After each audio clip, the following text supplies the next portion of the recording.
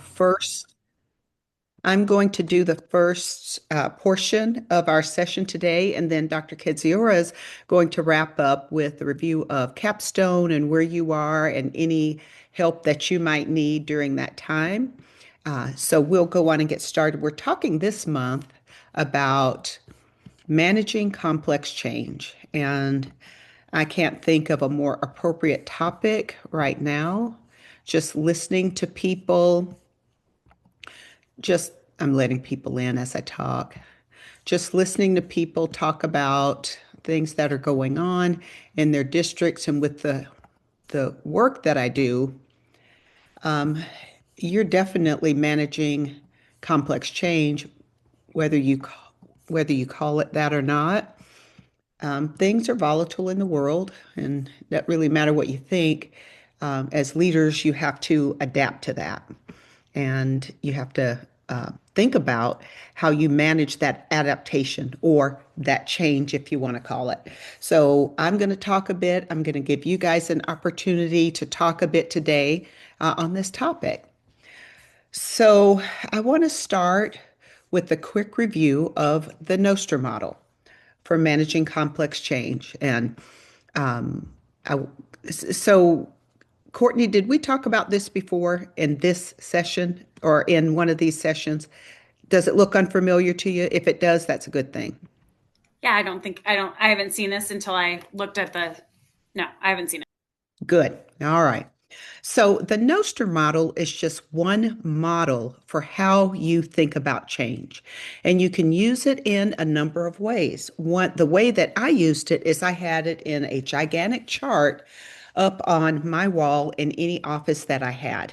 Because as I was asking people to do things and thinking about what I wanted to do as a leader, I mentally went through each of these steps and internally asked myself questions. You can also use it as a structuring device when you are talking to your direct reports and asking them their level of readiness on each of these steps for bringing about change. You can use this model or any model, but the one thing that is a for sure is that when anything is different and not institutionalized in an organization, you need a system for making sure that it's implemented with fidelity. So oftentimes we don't use these steps because we don't think about the small things that are different as complex change because they don't feel like complex change to us. But to the people who are actually doing the work, it really is complex change. So think about complex change from the perspective of the person doing the work, not what you think of as complex change. So, starting at the top of this, and I'm going to ask you to kind of respond to this from what you see in it and how you feel about it after I talk about it. But starting at the top of the chart, if you have a vision that you can clearly articulate, that you can speak in simple terms in such a way that it's so clear that people can see it almost like they're seeing a movie, and you know that everybody who touches the work has the skills to do it. And some of the most often overlooked skills are the interpersonal people skills and communication skills. Are they motivated to do it? What's their why? Why are you asking them to do this? Then you want to make sure they have the resources. And one of the biggest resources that we often overlook is time and training to get up to speed on what you're asking them to do. And then finally, if there's an action plan, what do we do first? What's step two? What's step three? What are our key performance indicators? How do we check in with each other? What's our system for doing that? Once you have all those things in place, you can bring about change that is institutionalized. It's person independent change, meaning that if John Curry leaves, that this change is going to stick because it's institutionalized. Now, you can direct short term change. You can direct people to do stuff without all of these steps. And the minute one person leaves or people don't feel in fear, that change all falls apart. But we're talking about creating transformational long term change. that sticks. If the vision is missing, or if you do not constantly reiterate to people what the vision is, people are confused. Why are they asking us to do this? Sometimes it's as simple as we had a change in leadership and we have to do it. But people need to know if that's the answer. Sometimes there's a change in law. Sometimes there's just, things that happen beyond beyond your control, and you might not even be the one wanting the change. But people do need an authentic, truthful answer from you. If the skills are missing, then people are anxious because quite often they won't come to you and say, I don't know how to do what you're asking me to do. I don't have the whole picture. I don't know where I fit into the whole. And all of that, they won't say to you for fear of feeling embarrassed or losing their job. And then they're anxious. If there is no motivation, meaning people don't understand their why and how what they do and their part of the change connects to the larger whole, you get resistance. If people don't have resources, of course, they're frustrated. They don't have time, they don't have training, they don't have the things. And then also, finally, if you don't have an action plan, you get false starts. I can't tell you how many meetings I have sat in over time where we can spend hours, we can spend half a day, and people are allowed to leave that meeting without a clear understanding of who does what, by when, what do you do if it works, what do you do if you hit a wall. That's your action plan. So you can have people, oh my gosh, we just sat here and debated the meaning of life for 4 hours, and we walk out of that room, and every single person is not clear on what they're going to do next towards whatever it is you're thinking about doing. So, what I'd like to ask you now is just very quickly, some of you share with me how this hits you. Do you think something like this or a model is important? And when there is not a model, what do you see? Just talk to me in general. Joaquin, are you comfortable starting, and then Courtney? Sure. I mean, I can attest that, like, obviously when you don't have all these things in place, things begin to fall apart. And it doesn't just affect, in my sense, right, or in my case, it doesn't just affect teachers, but it also affects, office staff. Like, everybody begins to feel, because everybody plays a role in making things happen. And so when you're missing one or the other, like, yeah, you do begin to see all those confusions. And I've experienced those moments where, when things don't fall into place because something is missing, then we do get that sense of, like, confusion. I don't know where I fit in, or I don't know exactly what I'm supposed to do, or this is just something else that's added on my plate, and now it's creating all this anxiety or this feeling of overwhelmness. Yeah. Yeah, you do get to hear that, and the frustration, obviously, that's a given, right? Everybody gets frustrated, and it always comes back to you, right? Because then, as the leader, right, as the site lead, right, like, you have to kind of set all those things in motion and set those expectations and the tone for how you help, or guide your teams to move forward. So it definitely goes without saying that without any of these in place, you're definitely going to feel it, you're going to see it, and it's going to have an effect. Thank you. Courtney, your thought? I just like how clear and concise the model is, and it just makes you think about being intentional, right, with everything that we're trying to lead. That we have all five of those categories, and so we don't have all the confusion. I'm just thinking of different things on my sites, from like the cafeteria to some junior high things going on, right? That of what might be missing, and it just is very clear to see. So I liked it. Thank you. Anyone else care to share? I can share.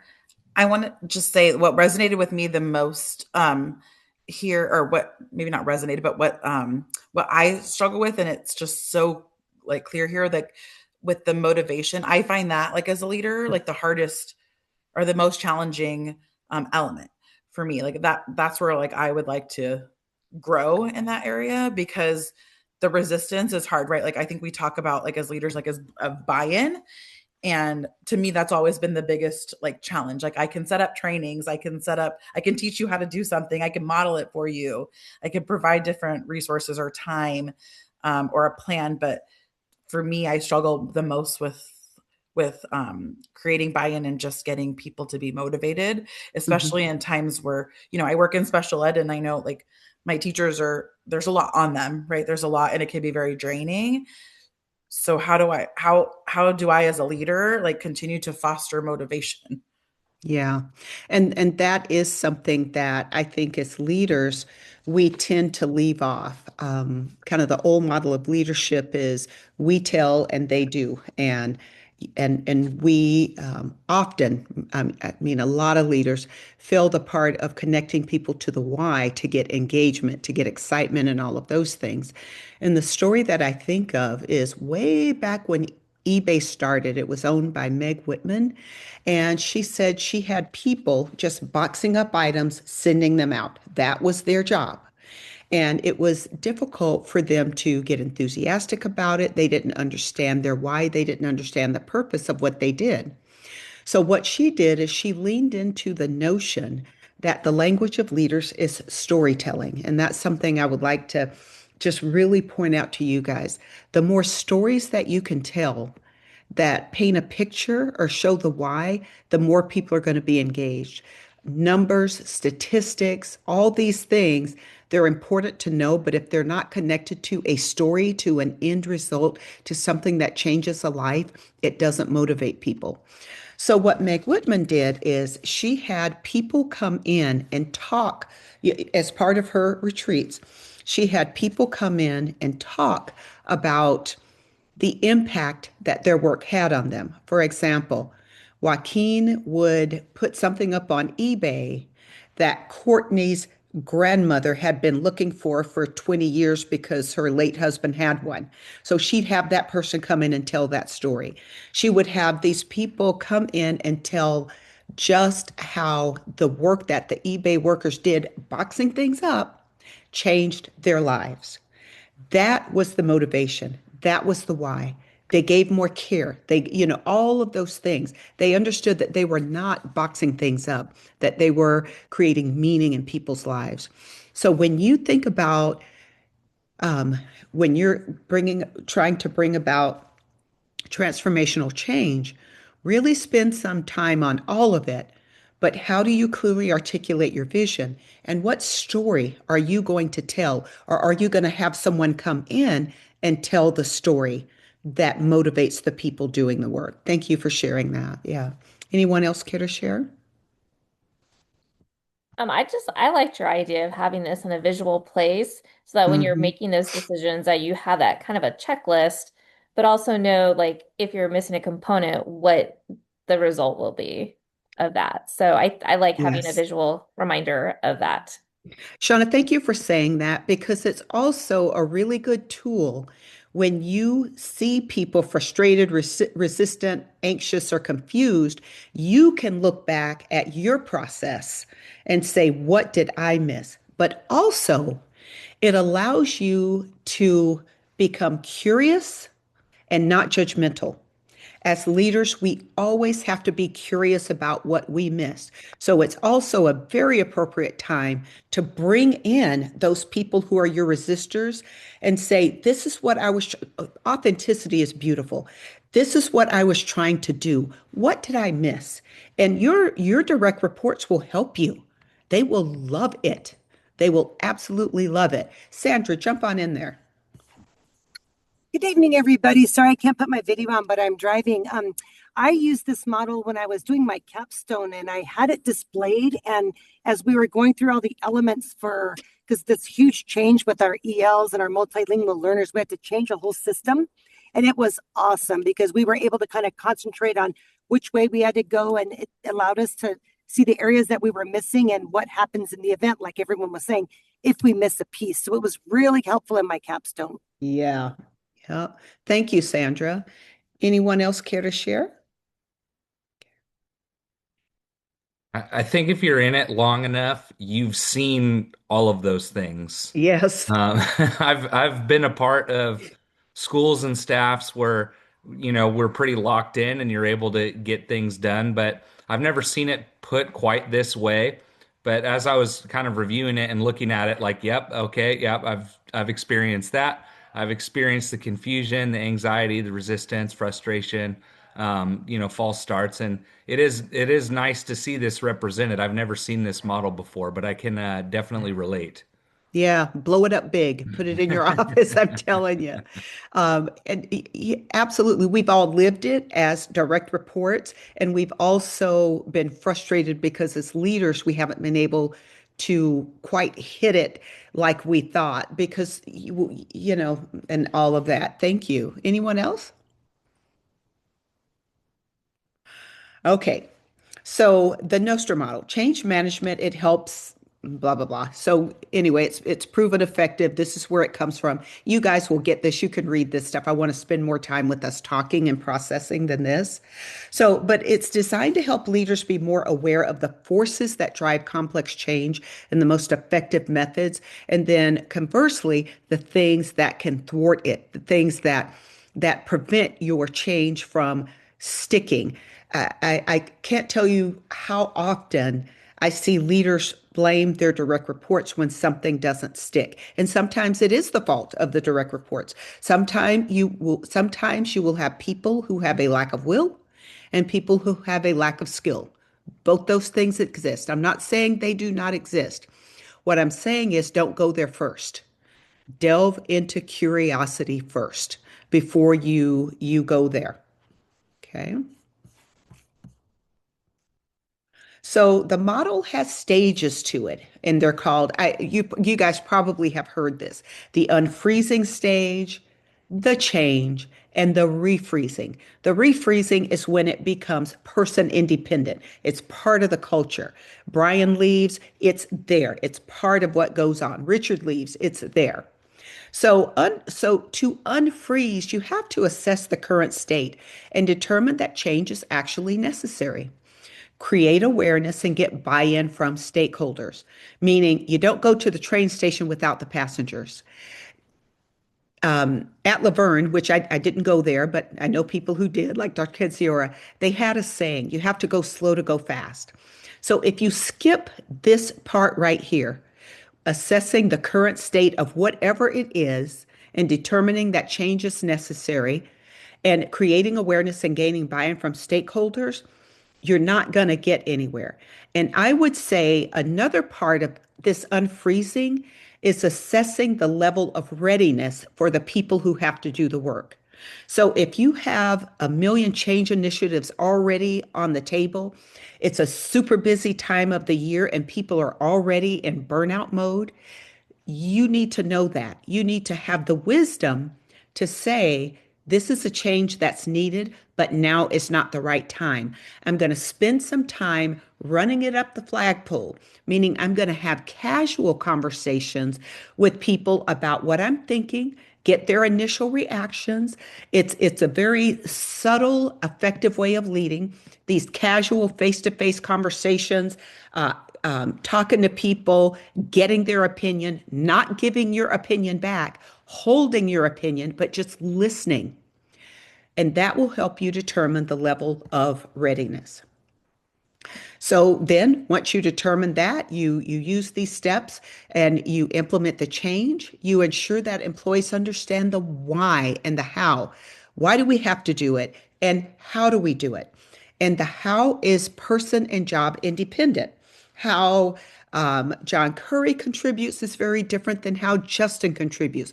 It's very job specific. And be certain that employees are equipped with the skills and knowledge to implement the change. So just for a second here, how will you know that employees, all with different jobs contributing to this, how will you know that they have the skills and the knowledge to implement this change? Because we kind of already talked about you can't just assume. You can't just assume. How will you know? Richard, what do you think? This was my favorite part from last year when we went over it in the Nostrum model. And I I think knew that. you remember that, huh? Yeah. So for me, and I think I remember telling you, my challenge is not to micromanage, but yet to be able to monitor. And I think there's a fine line there that I've always struggled with. Yeah. John, let me see who else. Justin, what do you think about that? How will you know when people have the skills and the knowledge so you don't have to assume? I think a lot of it starts with just building rapport and having those conversations like you were talking about. Understanding the people you work with more than just what their title at the current state may be, but what good character traits do they have?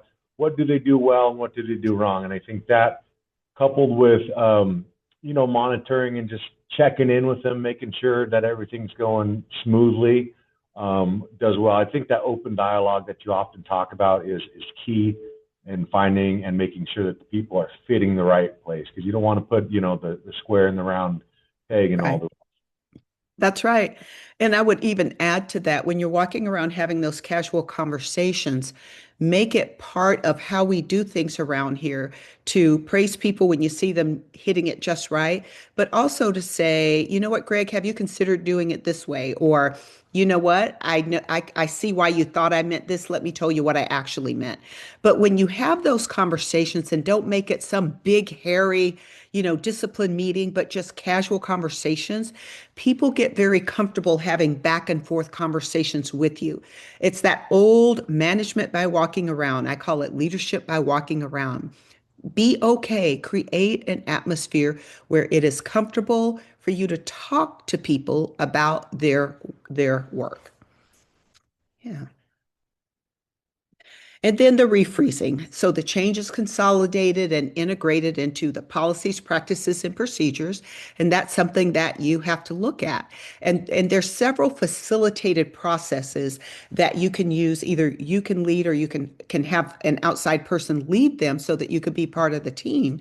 And you talk about, now that we have agreed on this change, let's look at our policies, practices, and procedures and see which of those need to be adjusted for us to continue to see this vision. So that makes sure that the change is sustainable and person independent. And in the refreeze, you can't just say, okay, we've hit it and everything's going to be great forever. That there's no such thing. People will tend to slip back into old behaviors. People will forget the why. People will forget the what. They will forget even who they are when they're tired, honestly. So you as the leader have to keep the stories alive. You have to keep the vision alive. You have to keep the motivation alive. You have to keep pumping people up. Review and monitor the change. Know what your key performance indicators are. Keep people on track as to where they are with those key performance indicators, and then make adjustments if necessary to improve results. If it's not working, talk openly about what needs to change to get to that goal. Embed the change in the culture so that it becomes the normal way of how we do things around here. And I like to call that becoming a learning and responsive organization. With everything that's going on in the world now, with everything that's going on in politics, and like Shauna mentioned before some of you came on, and I'm sure it's the same in your areas as well, all of that often spills over into um, board meetings, it spills over into leadership, it spills over into how students behave. So you, as a leader, have to be adaptive. You have to learn to be a responsive organization, a learning and responsive organization. You have to pivot sometimes. But if you have a process that you go through when you have to pivot, when you have to change, it is not chaos, it is structured. You're going from putting out fires to preventing fires. You're reading the politics, you're reading what's going on, you're reading the context, and you're responding appropriately, becoming a responsive organization. So, some of the benefits of using a research-based model: it makes it easier to manage change efficiently. It gives you a way to think. It helps everybody understand the different changes and the action that must be taken. Communication is improved when it's clear and effective throughout the change process. Everybody up and down the line and sideways on the line can have conversations with each other, and you know that you're talking about the same thing. I cannot tell you the number of times when someone tries to implement change and everybody's not clear on their roles and responsibilities, which is a major issue. People start talking past each other because people are not clear Who's doing what, when? You have sins of omission and sins of commission when that's not clear. You have people stepping on toes doing what's not their job. And then you have people not doing things that anybody could do because it's not been clear who should do it. This helps ensure that everyone understands the change as well as their roles and responsibilities. Employee engagement is increased when they're involved in the change process. People like to be involved as adults in what they do on a daily basis. That's motivating. It's very motivating. This leads to an improvement in morale and an increase in the commitment to change. Everybody wants to be on a winning team. Everybody wants to know what role they play to help the team, get to the Super Bowl. A research-based model of change can be adapted to any situation or organization. It literally can. I've used it in my family before with things that I've wanted to do. You can use it for almost anything. The chances of the change becoming sustainable increase when the process is followed with fidelity. So, for example, if you leave out that motivation step, you're going to get exactly what it says on the other end. If your vision is not clear, I cannot tell you how many times people start talking about the what. This is what we're going to do. This is how we're going to do it. But they leave out the vision. What is the vision? What are we headed towards? How will we know that we've gotten there if we don't have a clear vision at the beginning? So if you leave out any of the steps, you're going to get what it says at the end of that chart. That's what it means by using the process with fidelity. The reason most people don't use it with fidelity is because number one, it takes time and training to get people to think that way and engage in a conversation with you. It doesn't just happen overnight. You have to be patient with people. A lot of people have learned helplessness. They have just been dictated to and told what to do almost their entire careers. So to get them to be engaged with you in this likely will take some patience and some time. It ensures that the organization benefits from a person-independent change. So let me just get some other comments right now about things that I just said. John Curry, any thoughts on anything I just said? It's all resonating really well with me. I would say this, when you're doing your monitoring, nope, make sure you're not monitoring in a vacuum, that it's just you that's doing the monitoring. And what you're doing is you're creating that vocabulary for your team and for your site. And the other thing is any newbies that come on board, you need to make sure that not only you, but others are helping them to understand the way we do things here.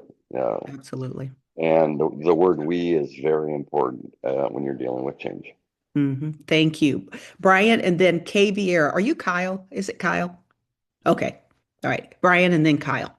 I'm just, our district is going through a pretty significant change with budget reductions and bargaining unit negotiations and school board revolt and all kinds of madness. And so thinking about this change model where had we followed this process or worked our way through it, I think the trust with the community would have been able to retain. And so I would just say that in absence of using a model like this, trust can be destroyed relatively quickly after having been there for generations. And so I don't know, it makes me anxious that this wasn't carried out. However, it is a good learning opportunity and this reinforces that. So thank you for sharing that.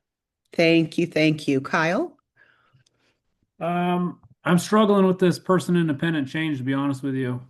Tell me about it. You mean, I mean, I've been at the school that I'm at now for 5 years as a VP and then left and then came back.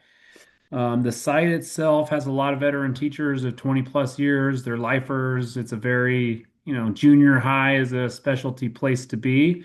So they're not going anywhere. And if they're not happy, principals leave. And if they're happy, principals stay.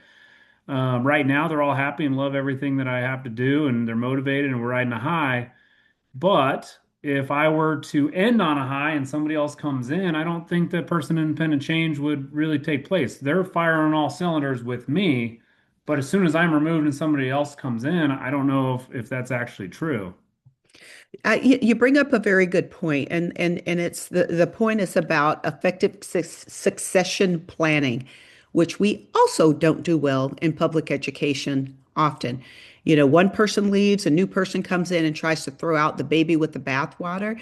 And you're exactly right, Kyle. If they love you and love what you're doing, that succession planning, having some time with whoever the new person is. Anyway, this isn't a session. This is not a session on Right. succession planning, but it's a very, very important topic. If not planned carefully and carried out carefully, you're exactly right. Those people will revolt. But there is a way that you can plan that succession in a successful way so that that person comes along beside you. That person gets their power by you giving it to them, to the other people, and validating them, and those types of things, and talking with that person to the group about what you need to stop, start, and continue. So if you ever get ready to leave, or if any of you ever have a situation where you're leaving and you're concerned about anything like that, call me and let me walk you through some things that I know will absolutely ruin it, and some things that you can do to ensure that there's a smooth transition. Happens so often, Kyle. Thank you for that. Anyone else? Okay. So, change is often associated with complexity and volatility and fear and all those things. And it's often been said that um, people don't fear change, they fear being changed. And in order to change, they have to leave something that they know and step into something that they don't know. And a lot of times that resistance is just fear. A lot of times it's just fatigue. I don't have the energy to learn something new. And as leaders, we need to be sensitive to that. So change agents, which is you all, can better understand the risk and possibilities associated with this by measuring the degree to which the two variables exist. How complex is this change? How volatile is it?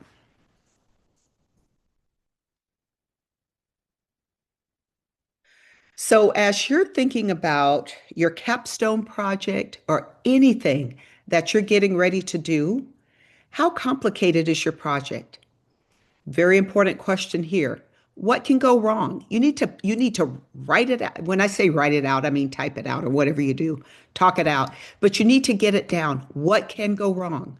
Because you need to mitigate for those things. You need to have a plan. You need to have a disaster plan for if things go wrong. You can't just go in and go, oh my gosh, everything's going to go great. And when things go wrong, we descend into chaos. You need to talk about what could possibly go wrong and what you're going to do, almost like a surgeon. If this goes wrong, we're going to do this. If this, blah, blah, blah. You need to have a plan. How many things are dependent on one another? Almost creating a workflow. If this, then this.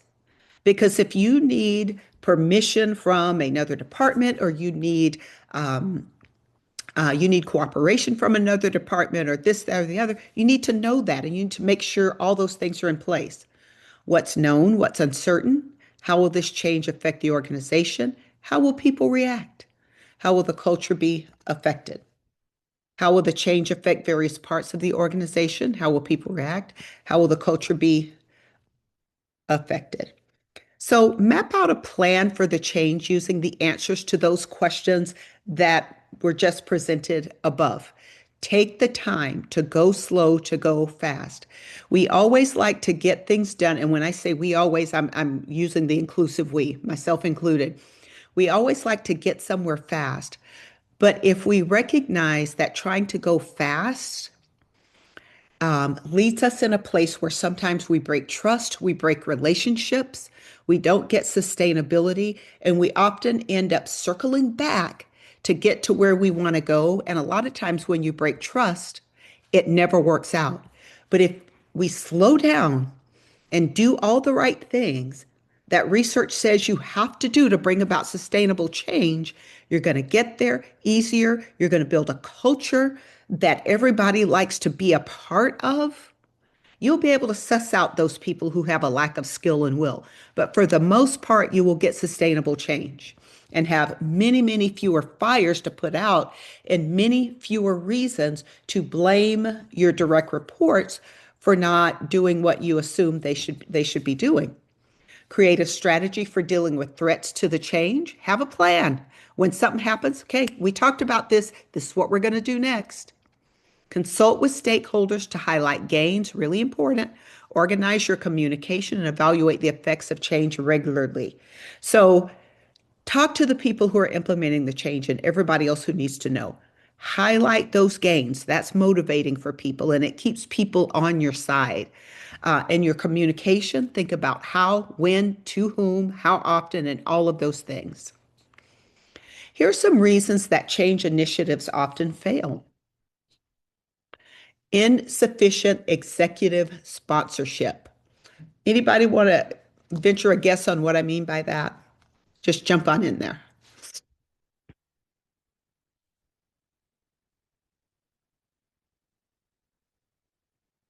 Insufficient executive sponsorship. Would this be like maybe not having enough support from the people maybe at the district level? Yeah, Not people having above support you. or buy-in on what you're trying to do or create? I, executive sponsorship, you hit it right on the head. You need the people above you to support what you're doing. They need to be behind this. There have been many times when I have wanted to do something, but I knew that I would get some resistance from people. And if my boss was not going to back me up on it, I didn't do the thing. If your boss is not going to back you up on the change, do not do it. Bottom line. Starting on a problem without sufficiently understanding the root cause, failure to analyze the people and styles involved, and jumping to a quick solution to a problem. Root cause analysis is very important with any change because without identifying the root cause, we end up trying to solve the wrong problem in the wrong way. Failure to validate the proposed solutions. I was working with a couple of people yesterday, and one person was talking very wholeheartedly about what they thought should happen. The other person was also talking and having some different feelings. Neither one of them validated each other. So the communication styles were very, I'm right, you're wrong, without them flat out saying it. But even just teaching people to say things like, Brian, I hear what you're saying, tell me more about that, or what would happen if we, what would happen if we went down this road, or what would you think about this?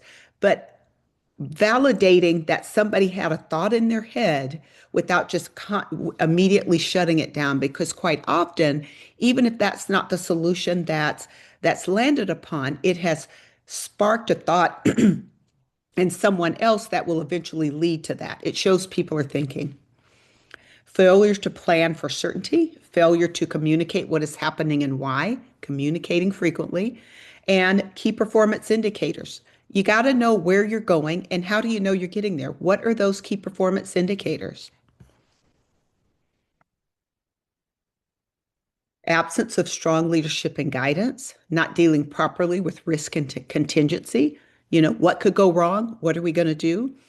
Lack of a clear sense of urgency when the warning signs are clear. You got to pay attention and do something. And lack of a shared commitment and leadership. Not recognizing obstacles to the vision. Lack of planning for short-term wins. Poor anchoring of changes within the culture. And change fatigue. We're good about starting new things in public education. We're awful at doing planned obsolescence, telling people what's no longer a priority. Everything cannot be a priority. You have to tell people. So, in order to reduce human resistance, focus on one behavioral change at a time. Multitasking is difficult. Think about the readiness of people. Ask people, am I asking you to do too many different things at one time? And am I bringing about too much change? Just ask them, they'll tell you. To change behavior, make it sticky by providing concrete measures, those key performance indicators. Paint a vivid picture by tapping into emotions and giving a positive view. That's the language of leaders is storytelling. And use peer pressure when you can. Mobilize the crowd with early adopters, safe followers, and late comers. Watch the following clip as an example and think about how you will use what this person is saying in your change initiative in your organization. Take a listen.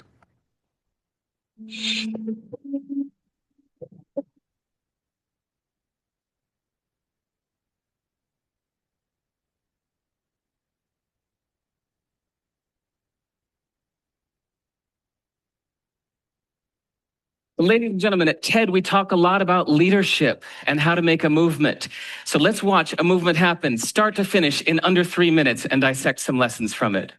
First, of course, you know, a leader needs the guts to stand out and be ridiculed. But what he's doing is so easy to follow. So here's his first follower with a crucial role. He's going to show everyone else how to follow. Now, notice that the leader embraces him as an equal. So now it's not about the leader anymore. It's about them, plural. Now, there he is calling to his friends. Now, if you notice that the first follower is actually an underestimated form of leadership in itself. It takes guts to stand out like that. The first follower is what transforms a lone nut into a leader.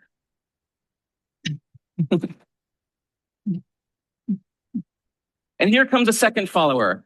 Now it's not a lone nut, it's not two nuts. 3 is a crowd, and a crowd is news. So a movement must be public.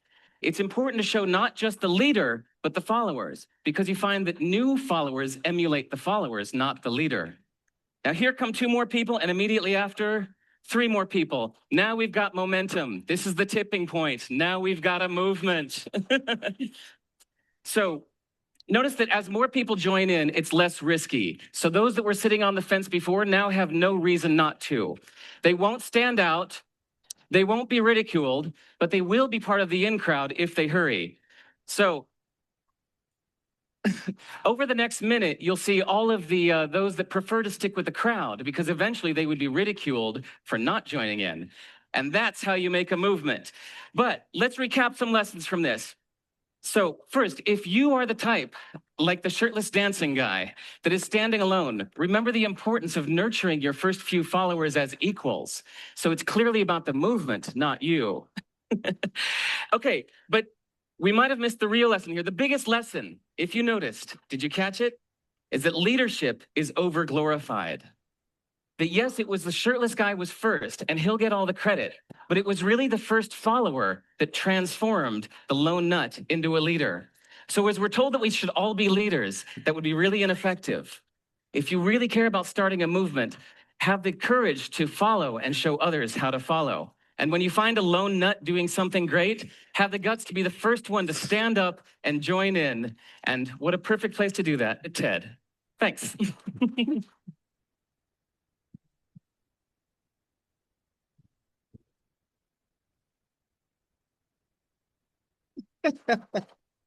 Okay. All right, give me a second. All righty. So I am actually going to stop sharing so that we can talk for a few minutes here.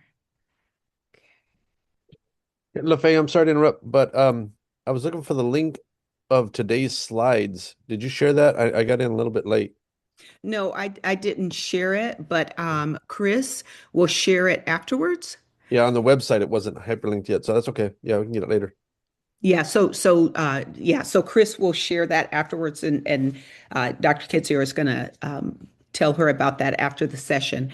But before I turn it over to Dr. Kitziora, and he's going to talk about your change initiative, your capstone, and all of that, I'd love to hear from each of you your final thoughts on anything from today, that last video, or anything else. I'm going to start with Josh and then go to Joaquin and then Courtney.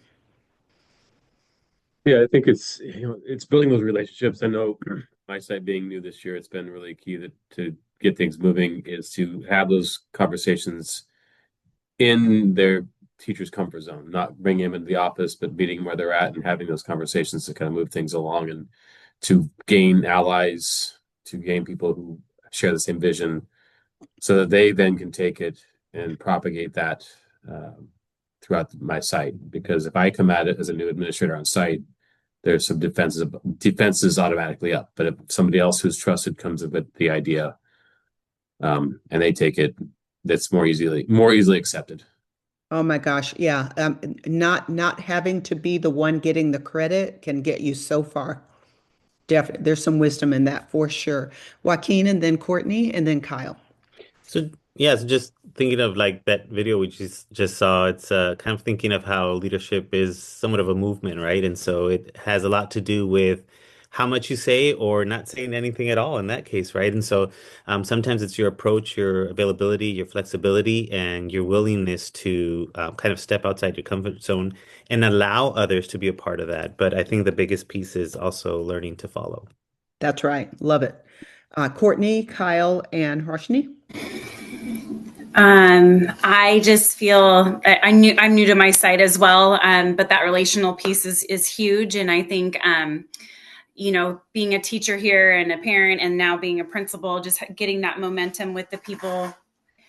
That video just resonated with me. That if you're present and you're out there and you're trying things, and you've got people that want to follow you, you can really make a huge difference in a culture at a school, and then that just trickles down to our students and our families. So yeah, change is scary, but it's good.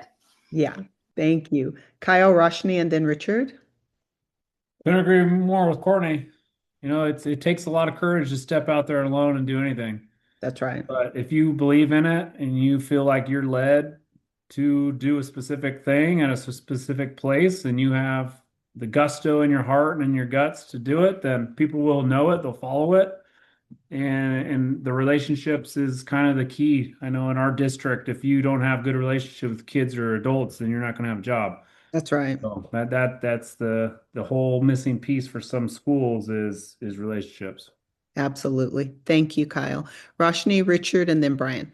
Yeah, I have a ton of thoughts, but I want to second everything that everyone said so far, the relationships. And one thing that stood out for me in the video, but just everything else that we've been talking about, is that I really want to focus on being a leader and not a manager, right? Mm-hmm. And to me, what that means to me is really like one thing I'm focusing on this year is trying to, like we've been talking about, trying to bring in the team, trying to bring in other people to get their input, and being humble enough to know that, like, just because I did things well and in a previous role does not mean that I know everything. And I tried to tell my team and reiterate to my team that I view my main role is to be a support for you, so that you can be the best for your students, right? So what do you need from me? And I've tried to take that approach recently, and I think it's been really positive. So it is about bringing that role, building those relationships. But like I said, I want to take a step back of not just looking at it from my perspective, but really, really taking the time to genuinely seek, input from the people that I serve, so that we can really together make some changes. And I think it's been really, I think in the short amount of time that I've been trying that, I think it's been really positive. Yeah, thank you. Richard, Brian, and Shauna Craft. I like to mention in the video of the early adopters and trying to get them on board. If you can get a little momentum going, then you can usually get the whole staff going if you have good rapport, versus focusing on the ones that are slow to change. I think I've made that mistake before too. Yeah. Whereas if we can get some momentum going, then you get that kind of flywheel effect, and then everybody brings up. Yeah, I like it. Thank you. Brian, Shauna Craft, and then Shauna Condit Gordon. I'm glad you said early adopter, because the thing that strikes me every time I see that video is the first person who's like, well, damn, I want to do what they're doing. Okay. And then once you get that, you get the movement rolling. And so I think there's a lot of power in leadership of being that first person to jump in when you hear an idea, to champion it and then help that momentum going. So that first jumper inner, I think is pretty cool. So I was glad you mentioned that. Yeah. Jumper inner. All right, Craft.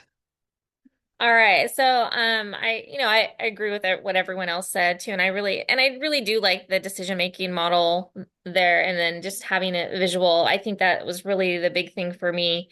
Because a lot of times the ideas, they come and then they're just not vetted out in that way. Right. And then they just fail and you just feel like you're spinning your wheel. So I really like that particular.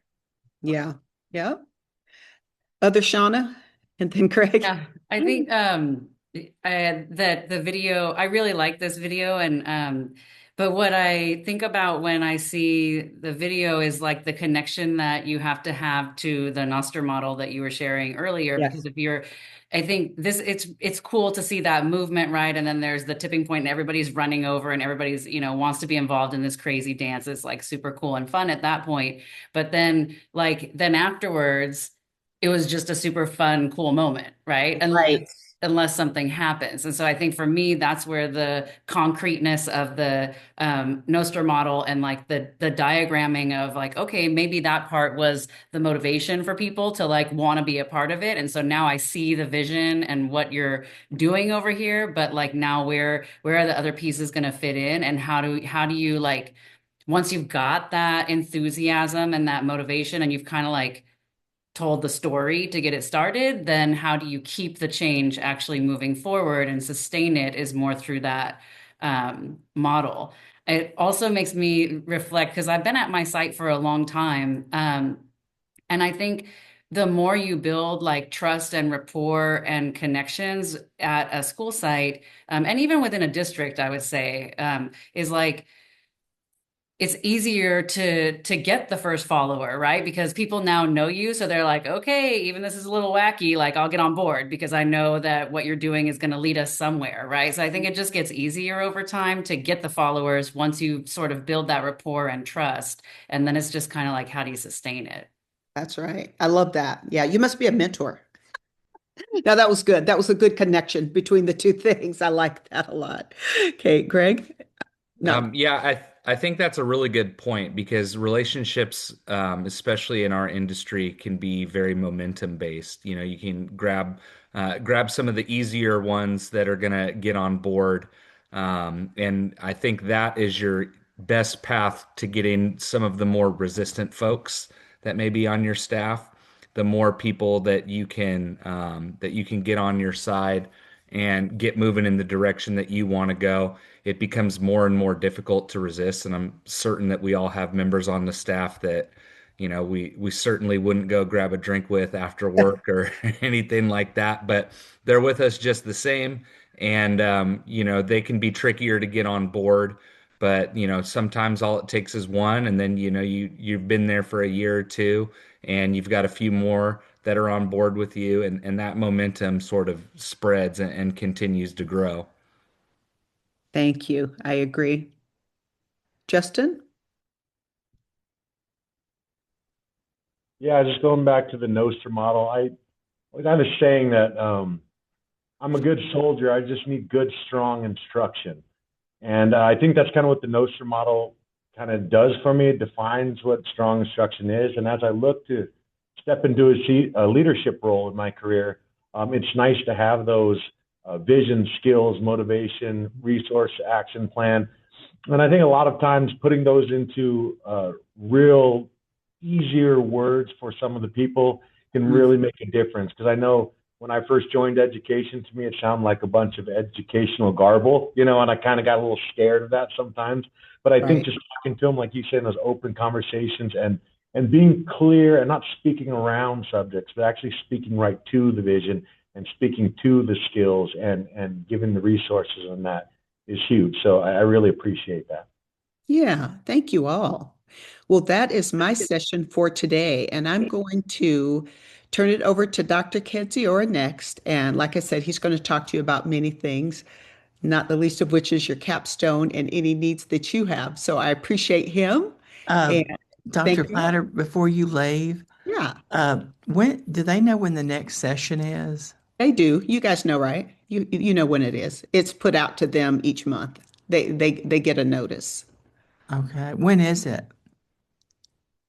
Richard's looking right now. February 26th. Okay, I'm just making sure because I don't want to assume anything. So thank you. I just want to make sure. I knew the answer, but I wanted to make sure that, you know. Uh, and thank Goodbye. you. You're welcome. Goodbye, everyone. This still She muted herself. So one of the things last year when we were doing this is people didn't always they didn't have discussions about their topic or their idea for their capstone project, and sometimes they weren't sometimes there wasn't communication with their mentor. So I don't know I know that Shauna's a mentor, aren't you? And then I know Richard is, and I know Brian is. So, and if I missed someone, I know Sandra Alley left, but what we'd just like to do, like, do you have a topic? Are you working on a capstone project? And we'd just like to hear it really quick. You don't have to go into great detail, but just whatever the topic is, and that you've had contact with your mentor. And I just want to say that I really didn't know that Joaquin was on here, and Rosh, is it Roshini? Yeah, Roshni, yeah. Roshni. And, I've been texting them a bunch about schools to watch. So I just want to say how kind y'all are and how nice y'all are when you text me back. So thank you. But could we hear from each person that you had contact with your mentor and that what are you working on? What's your topic? Yeah, I'll get started. I have pretty regular contact with my mentor, and my project centers around creating a more robust attendance plan to try and combat chronic absenteeism. And so we've kind of just gone through, what are we already doing? Is there anything that we can add to that? Is there any part of the process that we can clarify for staff so that it's not just an office thing, that we can get the rest of the staff on board with the effort? And are you getting, I mean, you have support and you know where you know where you're headed with this and Yes, absolutely. okay. All right. Well, thank you. And thanks for sharing that. And if you don't have one right now, but we just want to make sure that you have something that so when you get to the end of this, it's not like you're trying to figure it out, but I've had contact Well, with my coach. Shauna's my coach, and we talked actually this week, and I have a couple ideas. I'm not quite sure exact topic, but it's probably with something with student engagement and student discourse and things that were initiatives that we're already doing here in our district. So that's where I'm kind of at. But Shauna's been. okay. Thank you, Courtney. Uh, I'll go next. I have had contact with John Curry, my mentor, not a ton, but I know what I'm doing. I'm doing like chronic absenteeism, looking at how we process that, how we meet with parents, but also looking at student engagement and targeting students who don't have a buy-in. We have a lot of that ball sports and high income families, but targeting our low income families with bringing in an esports program to increase engagement and hopefully decrease their chronic absenteeism through that process. thank you. Although Is it I'll say Richard has been very good about reaching out, and I just I have to make sure that I connect with him on that. So he's been very good and supportive in that sense because he has reached out to me several times. But one of the things that I am focusing on, and hopefully is just kind of balancing out and to determine what I want to focus on, is around just the discipline system that we have in place, and so kind of even expanding on that. But also the next focus, if not that one, would be on our tier one, tier two support. So we used to have a CAS program, and so now we're kind of moving it to a care roadmap. And it's just based on how we address and supporting kids and parents in that process. So that's kind of what I'm balancing out. But I will be connecting with Richard to discuss that further. thank you, Joaquin. Mm, Kyle I can or go next. okay. So mine comes from the book called The Four Disciplines of Execution by Sean Covey. And specifically, I'm focusing in on the cadence of accountability as the staff meeting cycle that we go through every Monday was not fine. It was not a fine oiled machine. It was more of nuts and bolts every week led by a principal, where now it is going through the 4 weeks where we come up with our wildly important goal. We look at data that is assessing that. We keep a scoreboard. And then at the end of the month, we make changes week to week. And we're constantly reflecting on wins and changes that need to be made. Thank you. And who's your mentor? I don't know. Haven't heard from him. I mean, we emailed one time back and forth back in probably September, October, and nothing happened since then. Okay, well, I'll find that out. I'm sorry that you haven't had. Thanks. Thank you. And where are you located? In Reading? Reading. Okay. Thank you. I You're hope it's welcome. not me. No, it's not. It's me. He and I connected early on, and we just need to reconnect. So it's me, Brian. Oh, I'll that's connect with you? you. Oh, Yeah, it's I'll you. connect with you, Kyle. There he Okay. is. Well, that's why we're doing this. It's fine. That's the best part of this is that we're reassuring and making sure people know who they're working with. Love Uh, it. Rasheen, Yeah, so I think Vasquez and I joined a little bit late, so we're not sure who our mentor is yet. I do have like a topic that I was thinking about, but I don't know if it's necessarily meeting the standards. I'm kind of listening to others, um, but I wanted to focus on um, our costs, kind of what I'm doing also for induction, which is focusing on our cost team and student interventions and early interventions, tier one and tier two supports, and hooking students up with services right away, our child and refining our child find process. where are you located? Orange, Orange. city Okay. of Orange, yeah. So Thank you. Vasquez and I are at the same school. I'll find out who it is No problem. unless somebody says they are it here. Yeah. But We would love to work with any, but I'm speaking for Vasquez too. We would love to work with everybody here. Everybody seems like they have a wealth of knowledge. But they we do. just joined late, so maybe that's kind of why we haven't connected yet. Thank you. Mhm. And Justin, you don't have a mentor yet? No, I don't have a mentor yet. Marissa Mallory is on our site, and I know she's pretty big in the Leaders to Watch. So I was looking forward to Okay. connecting with her and going over the capstone and seeing, kind of her input and looking for direction and just kind of meeting with her and seeing what's up. She might be it, so I'll let you know. Shauna, were you going to say something? Yeah, I was just going to share Okay. my topic was just supporting students that have failing grades, and so we have just finding the cause of it, and it seems like a lot of it's just like missing assignments, and how can we support them in a class setting to get their assignments in and their work completed to get their grades up. And who's your mentor? Her name's Christine. I haven't really had much contact with her.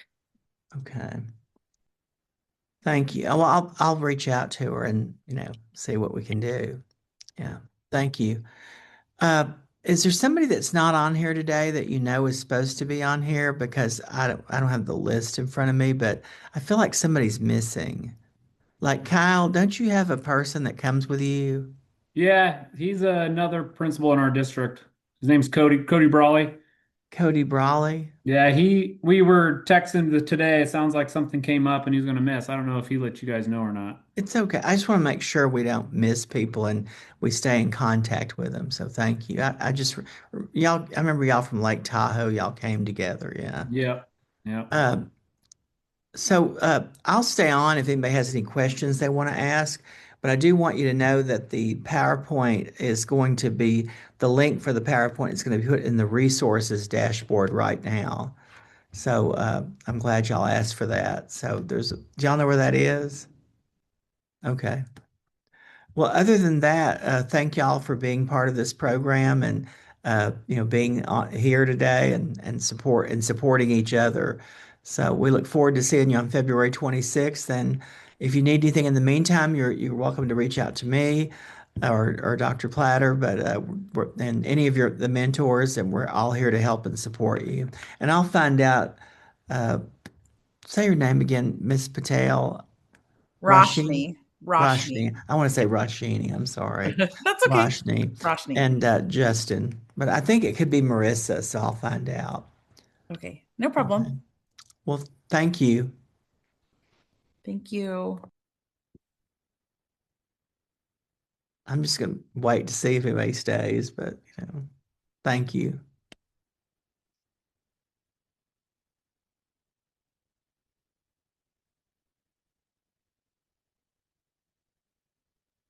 I think it might just be me. Well, Roshni's on here. I don't know if she Oh, there froze she or is. what. Yeah. I mean, I got a simple question. I got a couple examples of the white pages and everything. And, I worked a couple extra days over Christmas break and got it all done. Because this is something I had already been starting since the start of my second year with the site. So the cadence accountability is going really well at this point.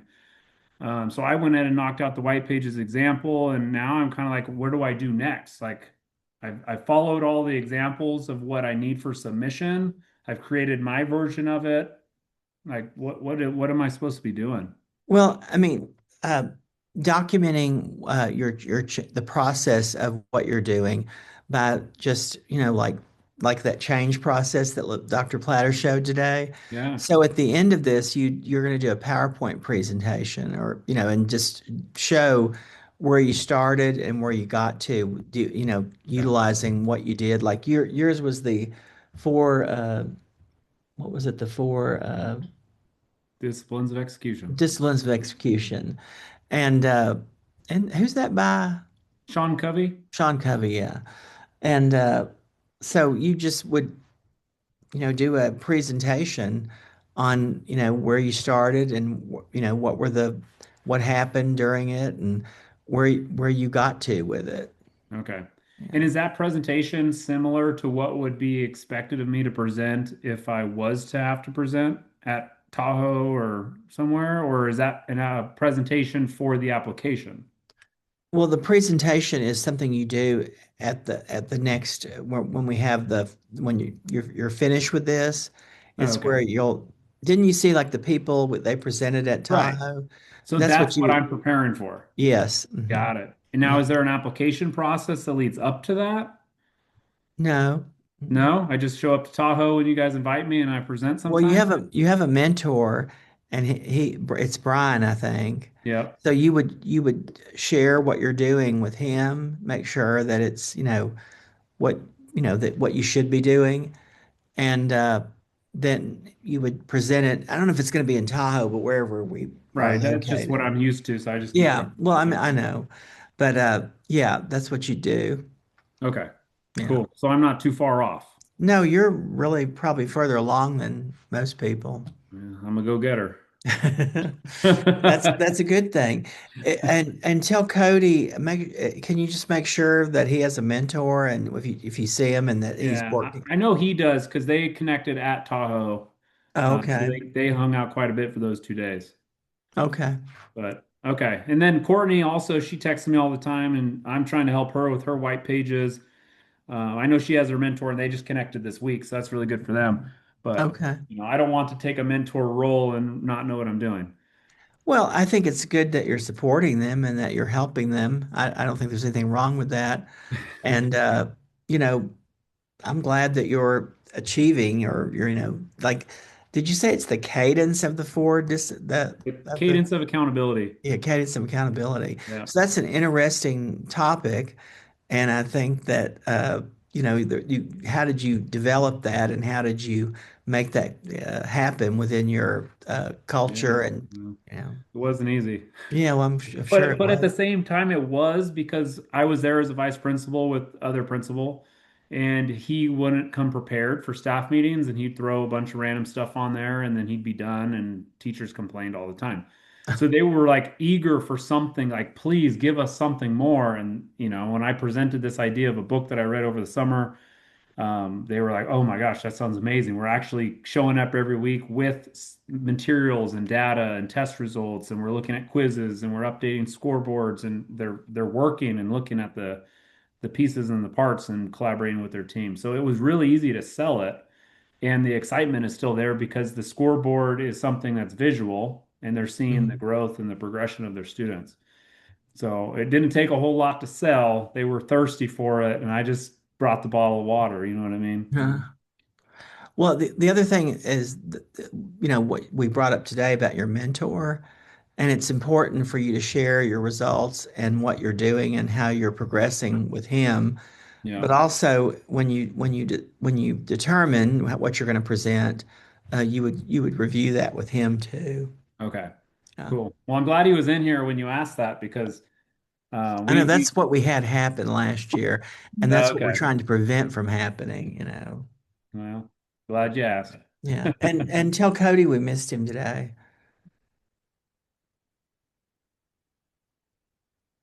They're vicious.